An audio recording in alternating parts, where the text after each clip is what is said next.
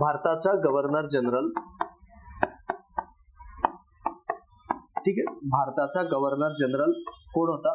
Lord Dalhousie.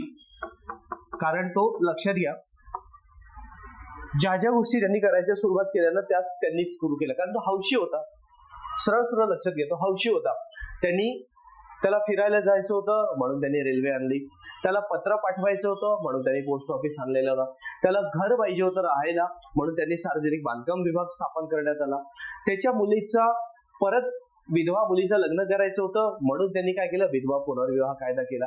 सरळ सरळ साधं सोप्यात लक्षात ठेवा, बरोबर. म्हणजेच त्यांनी सुरुवातीला रेल्वे आणण्याची योजना जी आखली त्याची अंमलबजावणी केली आणि जायच्या वेळी जाते 1856च्या काळामध्ये सर्वात शेवटी त्यांनी विधवांना परत लग्न करण्यासाठी किंवा पुनर्विवाह करण्यासाठी मान्यता दिली, म्हणजे त्यावरती कायदा केला त्यांनी.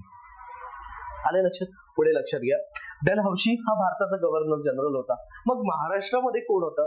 तर लक्षात घ्या, महाराष्ट्रामध्ये त्यांचं सहकार्य जर लाभलं असेल, महाराष्ट्र म्हणजे आजचं महाराष्ट्र, पण त्या काळाचं जर आपण म्हटलं तर बॉम्बे प्रांत, बरोबर आहे. महाराष्ट्र म्हणजे इथे लिहून ठेवा वाटल्यास बॉम्बे प्रांत.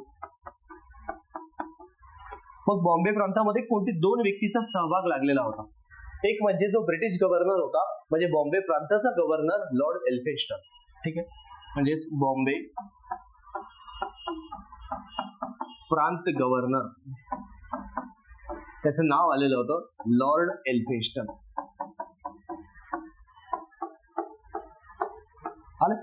आणि जर समजा विचार करून म्हणलं तर त्यावेळेस महाराष्ट्रातील एकमेव व्यक्ती जे बलाढ्य होते, शक्तिशाली, म्हणजे अर्थव्यवस्थेमध्ये किंवा म्हणजे पैशामध्ये जर इकॉनॉमिक दृष्ट्या जर बघायला गेलं अगदी ताकदवर आलेले होते, तेच म्हणजे जगन्नाथ शंकर शेठ.